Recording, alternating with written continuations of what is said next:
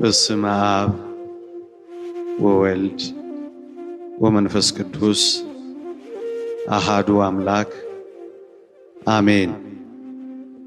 ክቡር አባታችን መልአከ ሰላም አምደ ወርቅ ደሴ የደብራችን አስተዳዳሪ፣ ክቡራን ሊቃውንተ ቤተ ክርስቲያን፣ መምህራነ ወንጌል፣ ዘማሪያን፣ የተወደዳችሁ ምእመናንና ምእመናት በልዑል እግዚአብሔር ስም እንደምን ሰነበታችሁ? እንደምን አላችሁ? አሜን። በቸርነቱ የጠበቀን በአጸደ መቅደሱ የሰበሰበን ልዑለ ባሕርይ አምላካችን እግዚአብሔር ይክበር ይመስገን። እግዚአብሔር ይክበር ይመስገን። እግዚአብሔር ቅዱስ ፈቃድ ለተወሰነች አራለን የምንማርበት የትምህርታችን ርዕስ ትጠቅማለህ በሚል ርዕስ ይሆናል። ዛሬ ያከበርነው በዓል የመስቀሉ በዓል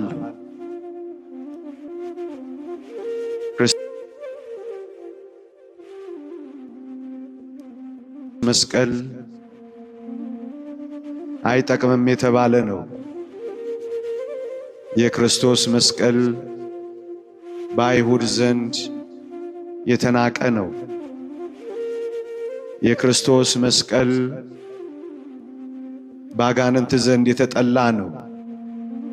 በዚህም ምክንያት እንደማይጠቅም ተቆጥሮ ቆሻሻ መድፊያ ሆኖ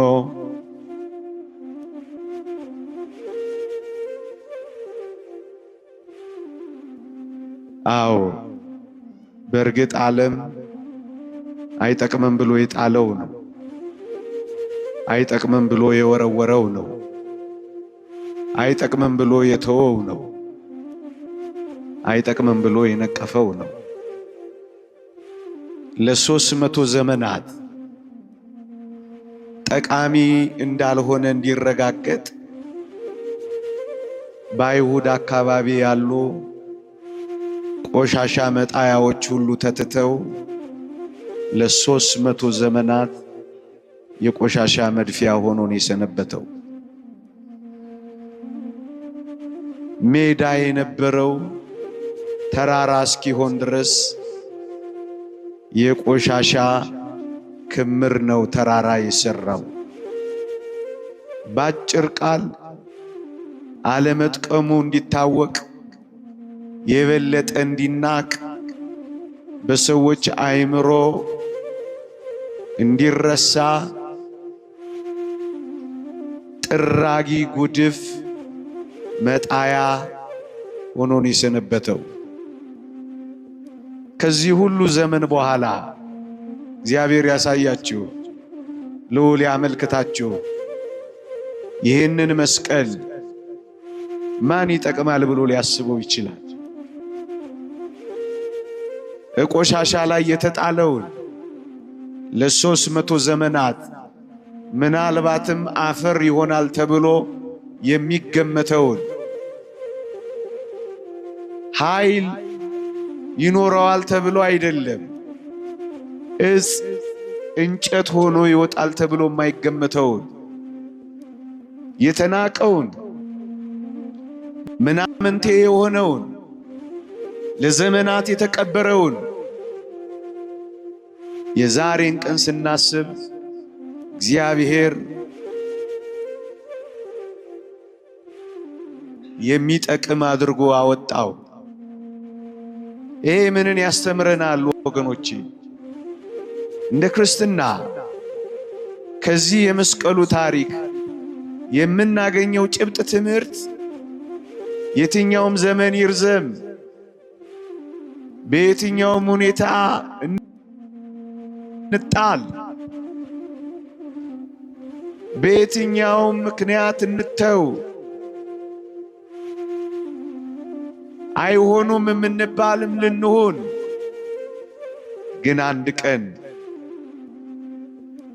እግዚአብሔር የሚጎበኝበት ቀን ሲመጣ አይጠቅምም የተባለው ምናምንቴ እጅግ የሚጠቅም እንደሚሆን እንዳይረሳ ወገኖቼ።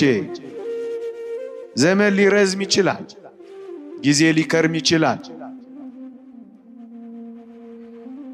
መታወስ አይደለም መረሳትም የሚለው ቃል ላይ ገልጸው በሚችለው ሁኔታ ልንረሳ፣ ልንተው፣ ልንጣል፣ ደግሞም ልንደበቅ፣ ደግሞም ልንቀበር፣ ደግሞም አይወጡም አይነሱም ልንባል እንችል ይሆናል። ከዚህ የመስቀሉ ሕይወትና ታሪክ የምንማረው ምንድነው ካላችሁ እግዚአብሔር አፈር ይሆናል የተባለውን እጽ ሳይነካ አፈር ሳይሆን ኃይል ይኖረዋል አይደለም ራሱ ይወጣል የማይባለውን እንዴት ቀይሮ የሚጠቅም እንዳደረገው ተመልከቱ ወገኖቼ።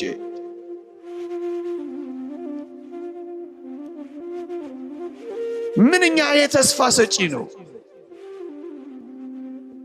ብዙ ዘመናት የማንጠቅም አድርገን ራሳችንን ቆጥረን ይሆናል። ከዚህ በኋላሞ ምን እጠቅማለሁ? ዘመን አልፎብኛል፣ ጊዜ ሄዶብኛል፣ እድሜ ባክኖብኛል፣ ጉልበት አጥቻለሁ፣ ኃይል ከርቶኛል፣ መደመጥ ጠፍቶብኛል፣ ፈላጊ አጥቻለሁ፣ ተትቻለሁ የምንል እንኳን ቢሆን እግዚአብሔር የሚያቅተው ዘመን፣ እግዚአብሔር የማያወጣው መቃብር፣ እግዚአብሔር የማይሰጠው ኃይል፣ እግዚአብሔር ሲመጣ የማይለውጠው ሕይወት እንደሌለ ማሳያ ነው። ይህ እንዴት ያጽናናል ወገኖቼ። ስንትም ዘመን ተቀብራችሁ ሊሆን ይችላል። ብቻ እግዚአብሔር ይምጣ እንጂ ከመቃብር እንደሚያወጣ የሚጠቅም እንደሚያደርግ ይሄ ታሪክ አያሳይም? 300 ዘመናት ለመስቀሉ እሱ ብቻ አይደለም፣ የጉድፍ መጣያ መሆኑ እሱ ብቻ አይደለም፣ በብዙ ጠላቶች መካከል ተከቦ የሚረሳ መደረጉ ምናልባት ተስፋ አስቆራጭ ሊሆን ይችላል። ግን በእርግጠኝነት ይህ መስቀል በውርደት ተቀብሮ በኃይል መነሳቱ እንዳልቀረ አይተናል። የተጣለው ተገኝቷል፣ የተቀበረው ወጥቷል፣ የተተወው ተፈልጓል፣ የተናቀው ከብሯል። ስራ አይሰራም የተባለው አስደናቂ ስራ የሚሰራው ሆኖ ወጥቷል። ከእንግዲህ አበቃልኝ የምትሉ እድሜ ሄዶብኛል፣ ሰውነት ክዶኛል፣ አቅም ጠፍቶኛል፣ አሁን እኔ ምን እሰራለሁ? የዚህ ሁሉ ጉድፍ ማጠራቀሚያ የሆንኩ አሁን እግዚአብሔር እኔን ከዚህ ያወጣኛል ወይ ብላችሁ ተስፋ ቆርጣችሁ ይሆን ክርስቲያኖች? የቱን የሚያክል ጉድፍ መጣያ እንሁን፣ ግን ወደ እግዚአብሔር ስንመለስ እግዚአብሔር የተቀበረውን ሕይወት የሚሰጥ ጨለማውን የሚያበራ ኃይል የሌለውን ምንኛ ኃይለኛ እንደሚያደርግ ተመልከቱ። ተንቃችሁ ካለ የምትከብሩበት ቀን የሚመጣው ከእግዚአብሔር ጋር ስትሆኑና ስትጠቅሙ በዓይናችሁ ታያላችሁ። የምትጠቅሙ ያደርጋችኋል። ይህ የመስቀሉ ታሪክ እኮ የሚያሳየን እሱ ነው። ዘመናት ቢፈጁ የተናቀ ቢመስልም ኃይል እንደሌለው ቢቆጠርም አስታዋሽ ቢያጣም አንድ ቀን ግን መጥቀሙ አይቀርም። እግዚአብሔር የማይጠቅም ፍጥረት እዚህ ምድር ላይ አልፈጠረም። እንኳን ለማዳን ያደረገው መስቀሉ ቀርቶ ይሄ አፈር አሁን ምን ይጠቅማል ብላችሁ ታስባላችሁ? ይሄ ረገጥነው አፈር፣ ይሄ ቤት የምንሰራበት አፈር እኔና እናንተን ያስገኛል ብላችሁ ትጠረጥራላችሁ? እንደኔና እንደናንተ የተዋበ ፍጥረት ይገኝበታል ብላችሁ ታስባላችሁ? እግዚአብሔር በማይጠቅመው ነገር እንዴት የሚጠቅም ነገር እንደሰራ አላረጋገጣችሁ? እግዚአብሔር ምድራችን ላይ እንጠቅማለን ከሚሉት ይልቅ በማይጠቅሙት ታሪክ እንደቀየረ አልሰማችሁ? አፈር እኮ ነው ጠንካራ አጥንት ያስመጣው ወገኖቼ። ይሄ የምታዩት አጥንት እኮ አጥንት ሆኖ የተገኘው መገኛ ምንጭ እኮ አፈር ነው። ዛሬ ልፍስፍስ ልንሆን እንችላለን። ዛሬ የማይገባ ሊሆን ይችላል። ዛሬ ደንዛዞች ናቸው ልንባል እንችላለን። ግን እግዚአብሔር እጆች ከነኩን እመኑኝ እንጠነክራለን። በእግዚአብሔር እግሮች ስር ካረፍን ልፍስፍሱ ይጠነክራል፣ ደካማው ይበረታል። የለም የተባለው ይኖራል። መቆም የማይችለው አፈር የሚቆም ይሆናል። ይጠቅማል።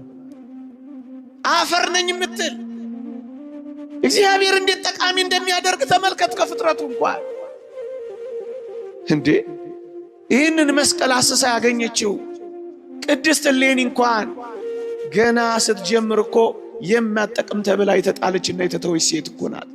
ሁለት የተገፉ እኮ ናቸው ዛሬ የተገናኙት። የተገፋችው እሌኒና የተገፋው መስቀል ግፉዋን እኮ ናቸው ዛሬ ያየንባቸው። የተገፉትን እኮ ነው ዛሬ ያከበርናቸው። ይህቺም ሴት እኮ ታስታውሳላችሁ፣ ታሪኳን ብዙ አልለው የሚተረክበት ዘመን ስላለው ባለቤቷ ይህቺማ ከእንግዲህ ምን ትጠቅመኛለች ብሎ ባህር ላይ ስራሽ ያውጣሽ ብሎ የወረወራት ምስኪን ሴት እኮ ናት። የተወረወረችው የተጣለችው ሴት እኮ ናት የተጣለውን መስቀል ያገኘችው። ወገኖቼ በመጣል ብቻ የሚያበቃ ህይወት ያለ ይመስላችኋል?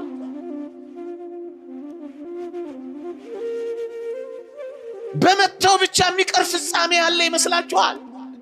ስራሽ ያውጣሽ ብሎ ወረወራት። እቺ የተወረወረች ሴት ናት የተወረወረውን መስቀል የታቀፈችው። እቺ የተናቀችው ሴት ናት የተናቀውን ያከበረችው። እቺ የተተወች ሴት ናት የተተወውን የፈለገችው። ይህቺ ምን አይነት ማትጠቅም ተብላ የተጣለች፣ በባሏ ማትጠቅም ተብላ የተጣለች ሴት ናት ኋላ ያሸበረቀችው። እውነት እንነጋገር ከተባለ እግዚአብሔር ጋር መጥቶ የማይጠቅም ምንም ነገር የለም። እቺን ሴት ይዋል አስደናቂ ጠቃሚ ሴት ሆነች። አስደናቂ ጠቃሚ ሴት ሆነች። ልጇን እንኳን ለክርስትና ያበቃች። ቆስጠንጢኖስ የተባለውን ልጇን ክርስቲያን ከሆነ መስቀልህን አወጣለሁ ብላ የምትሳል ጠቃሚ ሴት ሆነች። ወገኖቼ ስለታችሁ ለምንድን ነው? እንቁረብ የሚል ስለት ይኖራችሁ ይሆን? አንተን እንድመስል አድርገኝ የሚል ስለት ይሰላችሁ ይሆን? በመንፈሳዊ ሕይወት አስውበኝ ሰንግለኝ የሚል ጭምት አድርገኝ፣ የዋህ አድርገኝ፣ ትሁት አድርገኝ፣ ለንስሐ አብቃኝ፣ አንተን በመዋሃድ እንድኖር እርዳኝ የሚል ስለት ይኖራችሁ ይሆን? ወገኖቼ እዋት እቺ ሴት በጣም ታስደንቃለች። የተገፋች ሴት ናት። በጣም የተከዳች ሴት ናት። እሷ ለባሏ በታመነችው ልክ፣ ባሏ ግን በታመነችው ልክ ያላመናት፣ በመጠራጠር ገፍትሮ ውሃ ውስጥ የከተታት ሴት ናት እቺ ሴት። እንዴት እግዚአብሔርን የምትጠቅም እንዳደረጋት ተመልከቱ ወገኖቼ። ዓለም የማትጠቅሙ አድርጎ ሊጥላችሁ ይችላል። ዓለም መስበር ልታውቅበት ትችላለች። ዓለም ጠቃሚ አድርጋ ልትተዋችሁ ትችላለች። በእግዚአብሔር እጆች ላይ የሚያርፉ እንደ ቅድስት እሌኒ ያሉ ሴቶች ግን እንዴት አድርገው ጠቃሚ እንደሚሆኑ ተመልከቱ ወገኖቼ። እኔ ስታመንለት ምን ነው እግዚአብሔር እንዲጎዳ አደረገኝ ብላ እግዚአብሔር ላይ አላጉረመረመችም እቺ ሴት። ለታመንኩለት ሴት እግዚአብሔር የሚከፍለኝ ዋጋ ይሄ ነው ወይ ብላ አልተቀየመችውም። እግዚአብሔር እሷ ስለመታመኗ እንጂ እርግጠኛ የሆነችው እግዚአብሔርማ ሁል ጊዜ ታማኝ እንደሆነ የምታውቅ ሴት ናት ይቺ ሴት።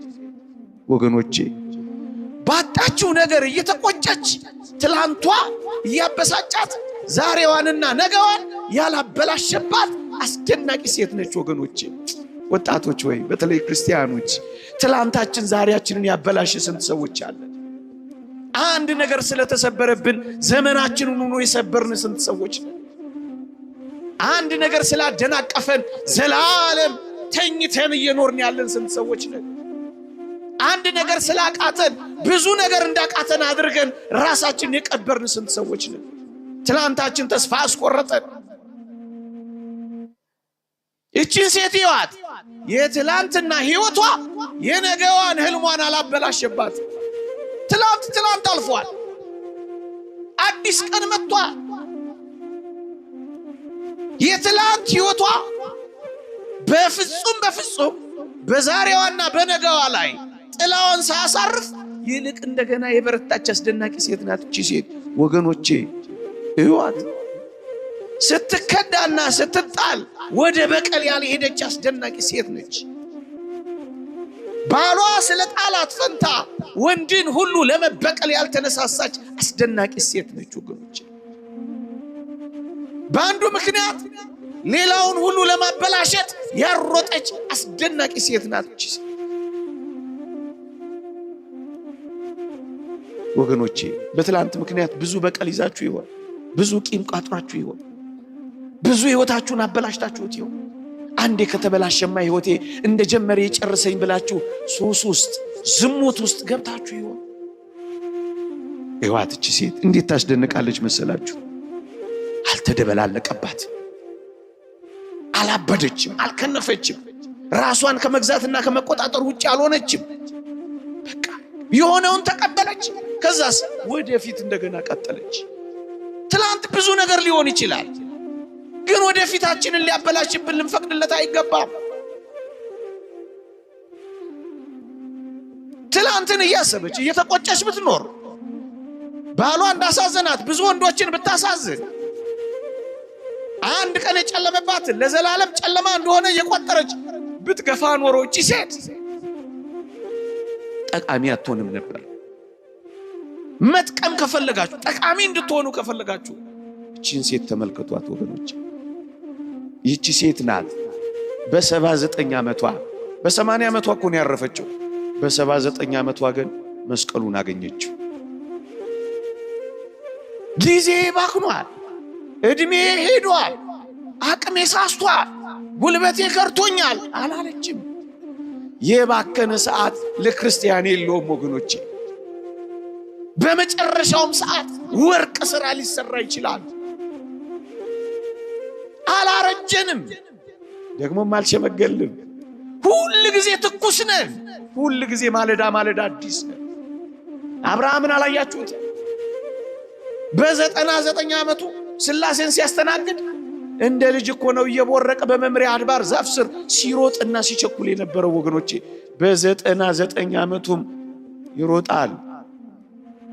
ትኩስ ነው ገና።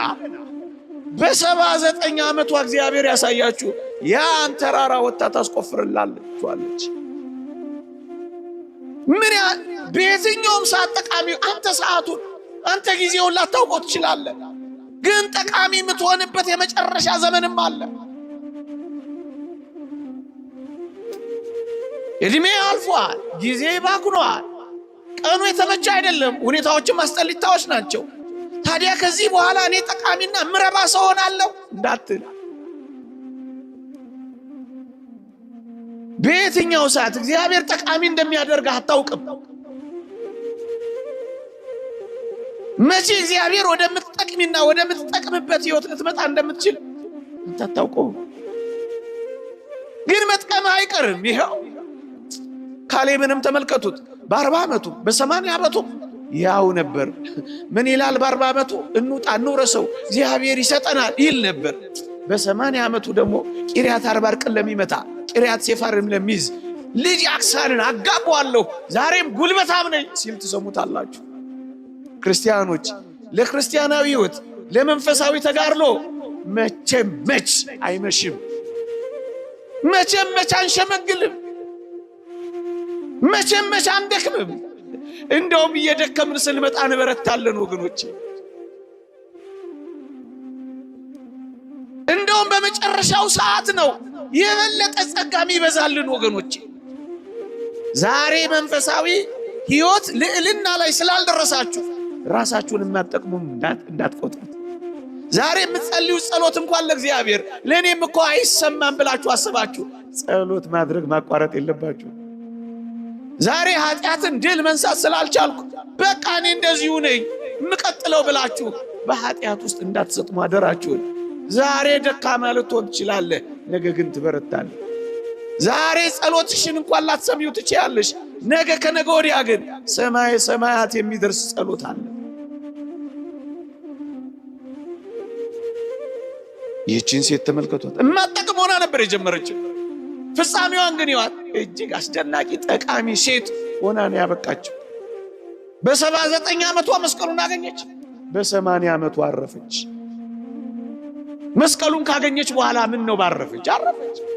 ወገኖቼ ከመስቀሉ ጋር ከተገናኘች በኋላ ከዚህ በኋላ ምን ትፈልጋለች? ክርስቲያኖች ከቆረብን እኛ ምን እንፈልጋለን? ከአምላካችን ጋር ከተዋሃድን ምን እንፈልጋለን? ያን ስምዖን አረጋዊን አታስታውሱ? ጌታችንን ካቀፈ በኋላ ጌታ ሆይ ባሪያን በሰላም አሰናብተኝ እኮ ነው ያለው። እግዚአብሔርን ካየን በኋላ ሌላ ማየት ምን ያስፈልገናል? እግዚአብሔር ቤት ከዘመርን በኋላ ሌላ ቦታ ሄደን መስፈን ምን ያስፈልገናል?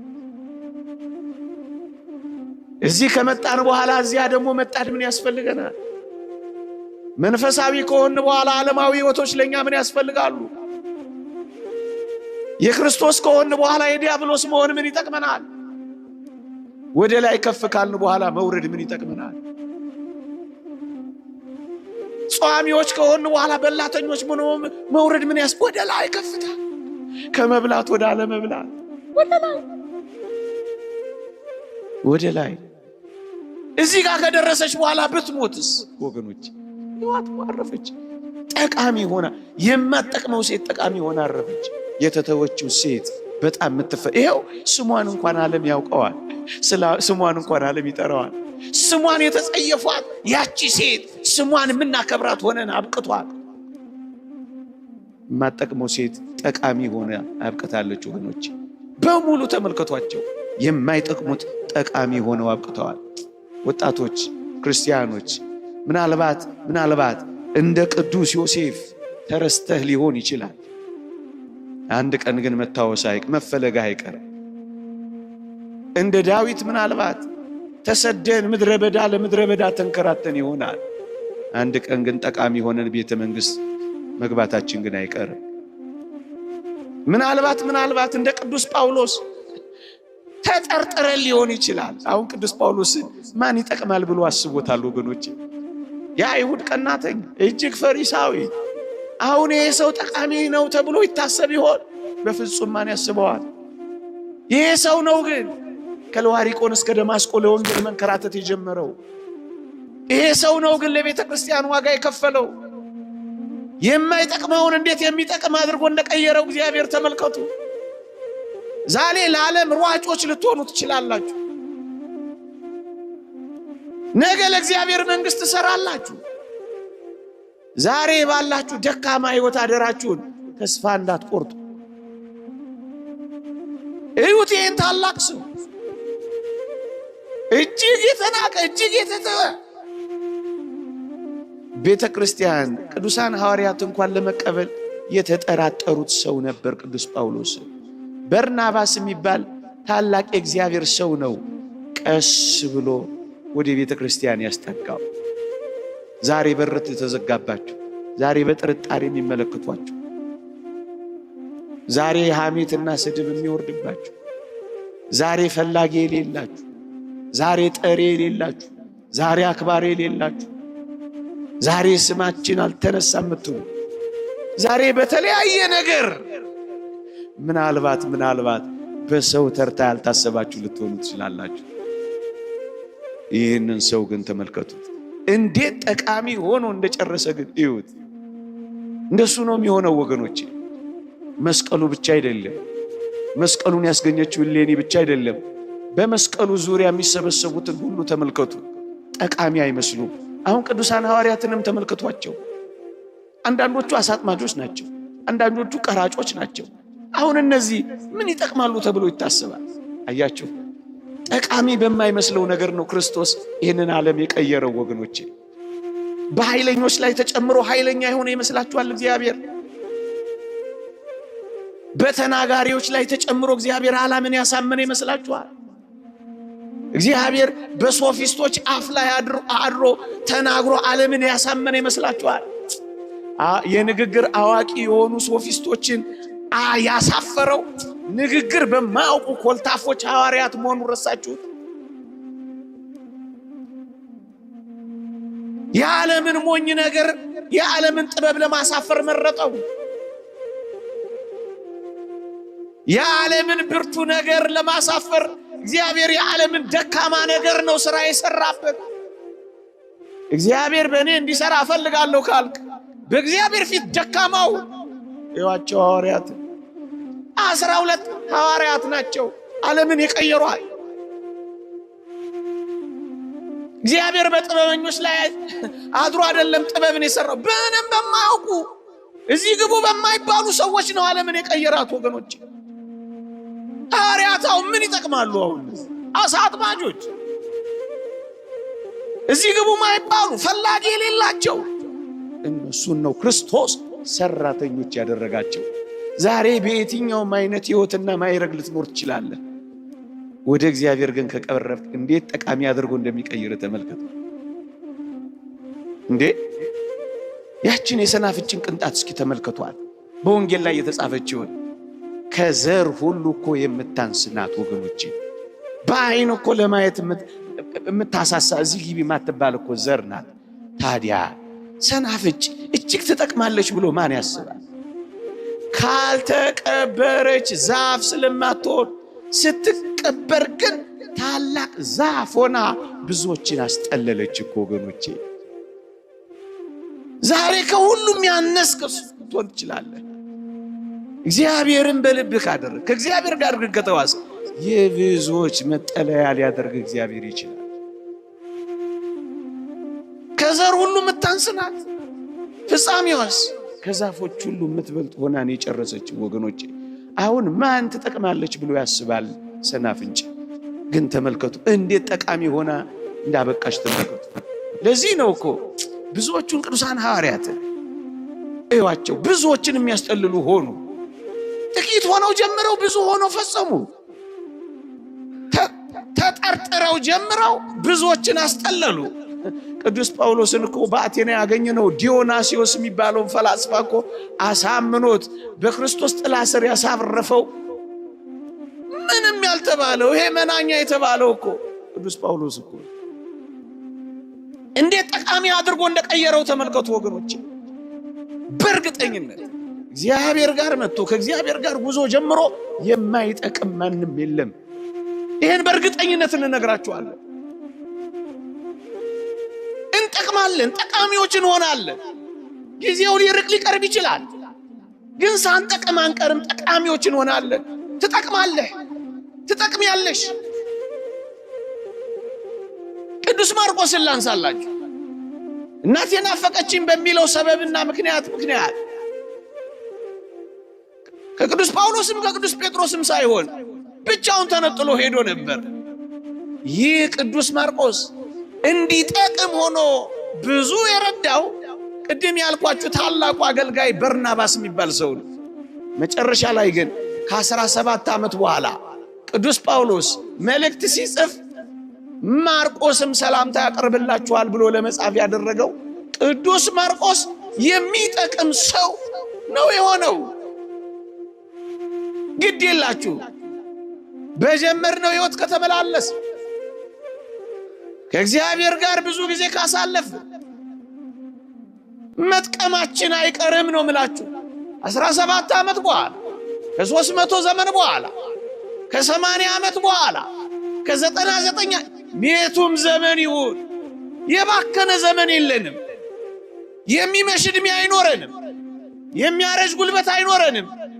በጣም እንጠቅማለን። 70 ዓመት ሙሉ ያልሰራኸውን በ70 ቀን አስደናቂ ሥራ ልትሰራ ትችላለህ። አልዓዛርን አሁን ማን ይጠቅማል ብሎ ያስበዋል? እናንተ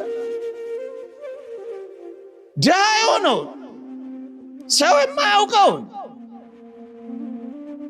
ደዌ ያሰቃየውን ድህነት የተጫወተበትን አስተማሚ የሌለውን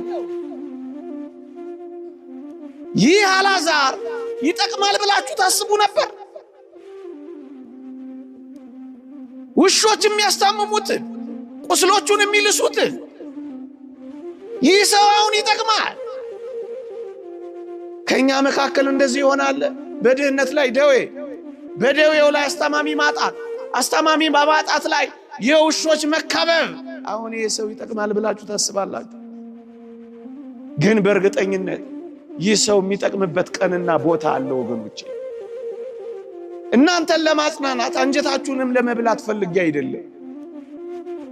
አንድ አስደናቂ እውነት ግን እንገራችሁ። በዚህ ምድር ጠቃሚዎች ሆነን እንኳን ባንጨርስ በሰማዩ የእግዚአብሔር ቤት ግን በጣም ጠቃሚዎች ነው የምንሆነው። ዝነኛ የምንሆንበት ጊዜ አለ። ተፈላጊ የምንሆንበት ጊዜ አለ። ምርጥ የምንሆንበት ጊዜ አለ። የኛ ጊዜ የሚጀምርበት ጊዜ አለ ነው ምላችሁ። የግድ እዚህ ምድር ላይና የግድ አሁን አትበሉ ነው ምላችሁ። አልዓዛር ዕውቅናው በጣም የጨመረው፣ ዝናው በጣም የታወቀው፣ ተፈላጊነቱ አንቱ አንቱ መባሉ የጀመረው ሲሞት። ይልቁንም ክርስትና እንደዛ ነው። ሲቀበር ነው ዛፍ የሚሆነው፣ ሲሞት ነው የሚጠቅመው። እዩት አልዓዛር። እንዲህ ይላል እግዚአብሔር ቃል፣ አልዓዛር ሞተ፣ መላእክትም በአብርሃም እቅፍ ወሰዱት ይላል። መጥቀም ጀመራ።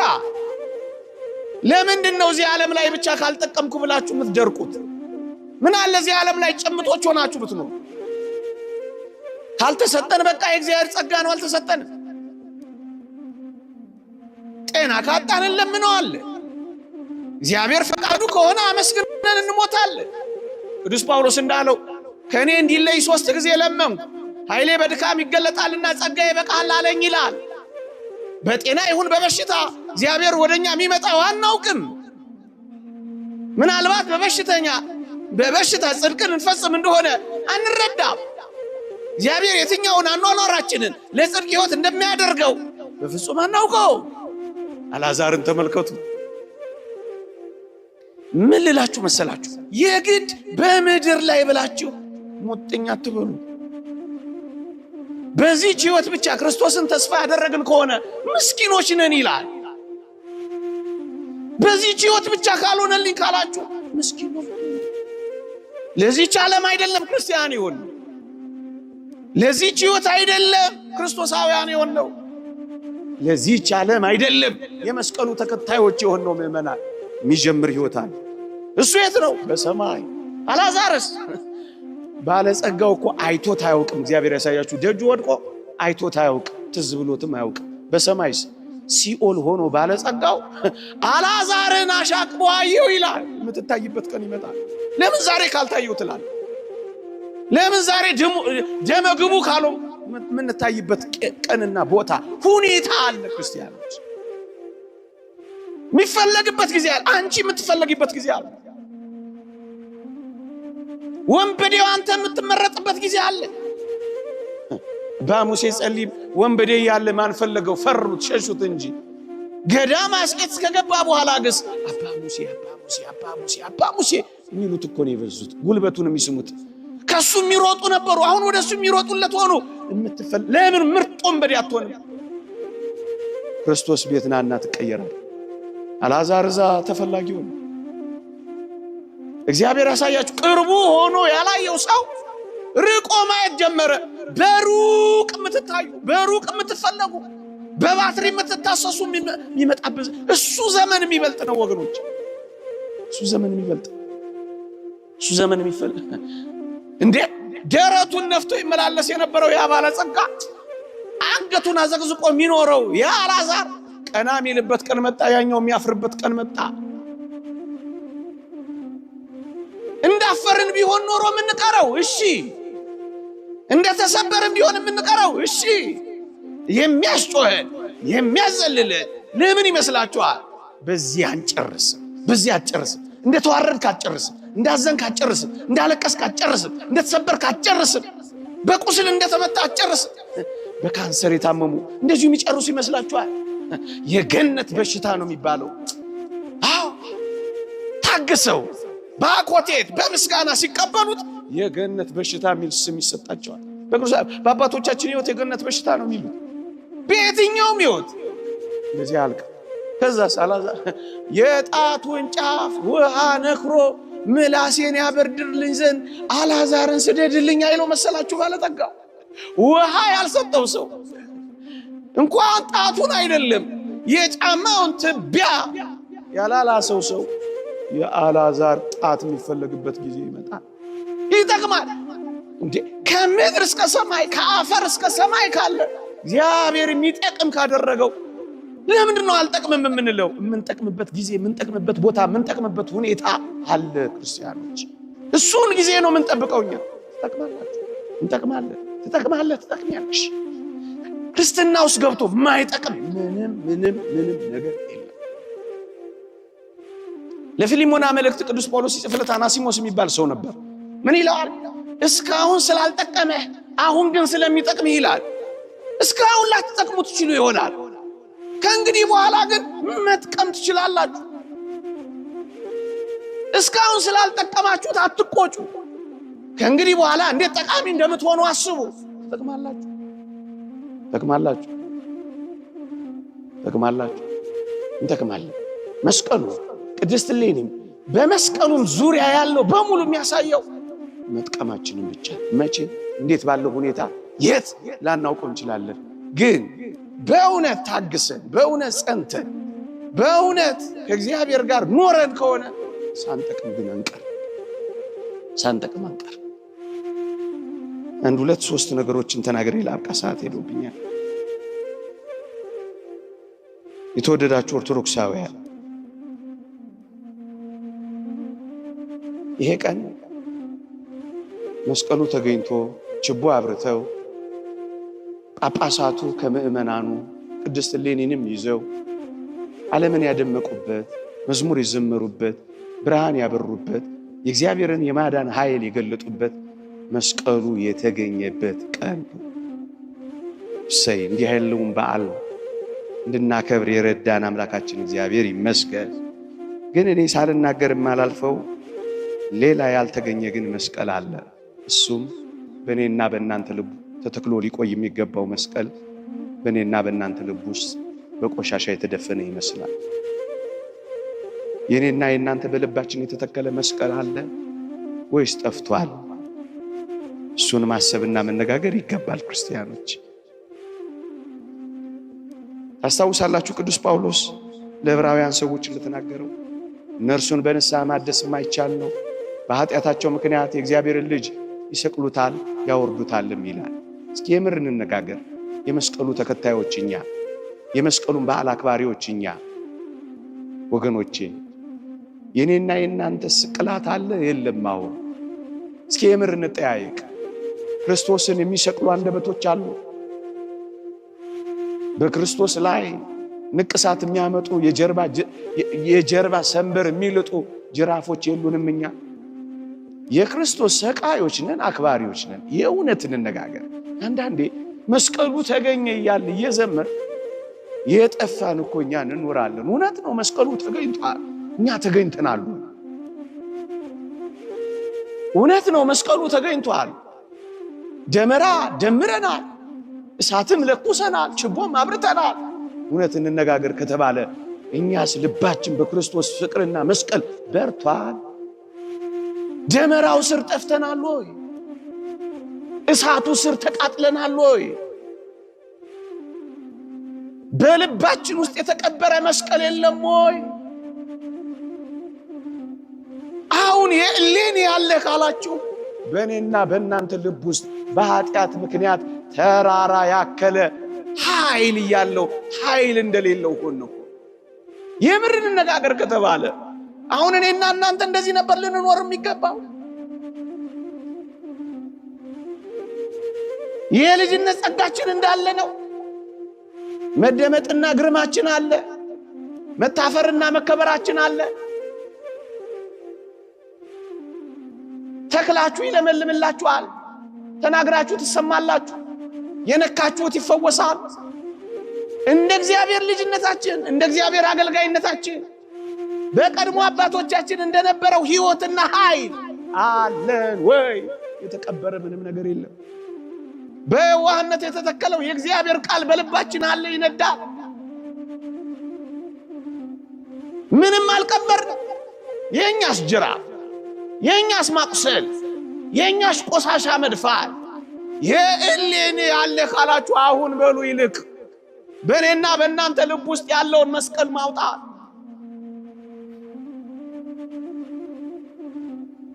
ይታል መስቀሉ። መስቀሉ እኮ ፍቅር ነው። እኛ ጸበኞች ነን። የታል መስቀሉ? መስቀሉ እኮ ይቅርታ ነው። እኛ ቂመኞች ነን። የታል መስቀሉ? መስቀሉ እኮ ስጦታ ነው። መስቀሉ እኮ መስጠት ነው። እኛ እኮ ንፉጎች ነን። የታል መስቀሉ? መስቀሉ እኮ ሁሉን ማቀፍ ነው። መስቀሉ እኮ ሁሉን መሰብሰብ ነው። እኛ እኮ ገፍታሪዎች። መስቀሉ እኮ ሁሉን ወዳጅ ነው። እኛ እኮ ተጣልተናል። አሁን የመስቀሉ ኃይልና የመስቀሉ ተከታዮች ነን እኛ። የተጣላችሁት የለም፣ ያኮረፋችሁት የለም፣ አልጋ የለያችሁት የለም፣ መንገድ አሳብራችሁ የምትሄዱበት የለም፣ ከምትሰቁለት ይልቅ ከንፈር የምትነክሱበት የለም። አሁን መስቀሉ በእኔና በእናንተ ልብ ውስጥ አለ ወይስ ተቀብሯል? እሱን እያሰብን እንድንሄድ ነው የሚፈልግ። ጠቃሚ እንድንሆን እንደዚህ ነው መኖር ያለብን። ተገኝቷል ነው መስቀሉ። ልክ ነው። ደመራ ደምረን በየዓመቱ እናከብራለን። እኛ ግን ተለያይተን እንኖራለን። አሁን መስቀሉ በእኔና በእናንተ ሕይወት ውስጥ አለ። የመስቀሉ መልእክት ፍቅር ነው። እውነት ፍቅር በልባችን አለ። ይሄ ሁሉ ክርስቲያን በሚኖርባት ሀገር እውነት ይሄ እንዳለ ሽታው ይሸታል። አለ አለ። መስቀሉ አልተቀበረም፣ ቀብረነዋል። ለምን አይሁድን ብቻ እንወቅሳለን? እኛ ራሳችንን አንወቅስም? ከቻልን እንደ እሌኒ ሆነን የተቀበረውን መስቀል በልባችን ላይ እንዲበራ ዘውትር መስራትና መትጋት አለብን። አሁን እንቆፍረው በንስሐ። አዎ እናውጣው በይቅርታ። አዎ ኃይላችን ይገለጥ፣ ረድኤታችን ይታወቅ፣ የክርስትና ማዕረጋችን ይመለስ፣ የኦርቶዶክሳዊነት ክብራችን ይግነን። እናውጣው። ተደብቆ እኮ ነው መክስሚያኖስን ደሞም ዱዲያኖስን በመስቀሉ ኃይል አይደል ድል ያደረገው ቆስጠንጢኖስ። በዚህ ምልክት ድል ታደርገዋለህ እኮ ነው የተባለው። ይህ በዓለም ታሪክ የታወቀ ነው። ከመስቀሉ በፊት መሸነፍ ነበር። ከመስቀሉ በኋላ ግን ድል አደረገ። የድል አርማ፣ የነፃነት አርማ ሆነ። የቀበርነው ክርስትናችን ብናወጣው፣ የተዳፈነው የልጅነት ጸጋችን ብናገኘው፣ እንዴት ያለ ድል ባደረግን ክርስቲያኖች። የማማተብ ኃይላችንን እንኳን ሴጣን አይችለውም ነበር። አባ ጊዮርጊስ እንዳለው የመስቀል ማማተብ ሴጣንን ይመራዋል እንዳለው አንድ ጊዜ ስናማተብ ሺህ ይወድቅ ነበር። ከሁሉ በላይ ኃያል የሆነውን መስቀል ይዘን ግን ይዋን መኖራችን ለምን ቀብረነዋል፣ ደብቀነዋል፣ የኃጢአት መናኸሪያ አድርገነዋል። እንግዲህ ሐሳቡን ለውጥ ያስፈልገናል። እናውጣው። የመስቀሉን መውጣትና መገኘት በዓል እኛ እያጠፋን ማክበር አይገባን። መስቀሉ ስር ሆነን ልንጠፋ አይገባም። መስቀሉ ስር ያሉ የመስቀሉ ጠላቶች ሆነን እስከ መቼ እንቀጥላለን? ውሸታሞች አንሁን። ከመስቀሉ ኃይል፣ ከመስቀሉ ሥራ፣ ከመስቀሉ መልእክት በተቃራኒው ካደረግን መስቀሉ ስር ያለን የመስቀሉ ጠላቶች እንሆናለን። እግዚአብሔር በእኛ የሚሰራው መቼ? እግዚአብሔር በእኛ ኃይል የሚያገኘው መቼ? ስለዚህ ያልተገኘ መስቀል አለ። እሱም ፍለጋ ነው መውጣት ያለብን። ከዛሬ ጀምሮ እሱን ፍለጋ ነው መቆፈር ያለብን። የተዳፈነውን ዝሙት ያዳፈነውን አውጡ። ምንድነው የዳፈነው? እስኪ ፈልጉት፣ ያበራል። ፈልጉት እንፈልገው አንድ ላይ ከእኔም ከእናንተም ጭምር ፍለጋ መውጣት አለብን። መቼ ነው ፍለጋ የምንወጣው? መስቀሉን ፍለጋ የምንወጣው መቼ ነው? የተደበቀውን፣ የተተወውን፣ የተረሳውን፣ ጠቃሚ የሆነውን ግን ኃይል እንደሌለን አድርጎ እንዲሰማን የሚያደርገውን ይህንን ፍለጋ ግን መውጣት መቻል አለብን። እንጠቅማለን። ትጠቅማላችሁ። ግን የሚሆነው እነዚህ ነገሮች በእርግጠኝነት ያደረግን እንደሆነ ነው። ወገኖች የመስቀል በዓል በኢትዮጵያ የሚከበረው ታስታውሱ ከሆነ መስከረም በባተ በ16ኛው ቀን የመስቀሉ ቦታ የተገኘበት፣ 17ኛው ቀን ቁፋሮ የተጀመረበት፣ መጋቢት 10 ዛሬ ደግሞ መስቀሉ ተገኝቶ የወጣበት ቀን ነው። እነዚህን ቀናት በደንብ ልብ ብላችሁ ካያችሁ በተለይ መስከረም ላይ የምናከብረው በዓል ክረምት ካለፈ ለምን ይመስላችኋል? ክረምት ያራራቀውን በመስቀል እንዲገናኙ ብለው ነው የመስቀልን በዓል እዛች ላይ በእውነት እግዚአብሔር ባወቀ የሚያደርገው። እርቅ የሚጸናው ከመስቀል በኋላ ነበር። በቤተ ክርስቲያን በሀገራችን ታሪክ እርቅ የሚጸናው ወይም ለእርቅ ቀጠሮ የሚያዘው የመስቀል ዕለት ነበር። በጥንቱ ባህላችን ስለ መስቀል እያሰባችሁ ስለ መስቀል በዓል እያከበር እርቅ ማናጸና ጎርፉ ወጀቡ ካለፈ በኋላ ነው የሚገናኙት የነበሩት። ሰላም ካልፈጠር ጎርፉ ያልፋል፣ አንድ ሰሞን መናከሱ ይጠፋ። አሁን ግን ሰላም ያስፈልገናል።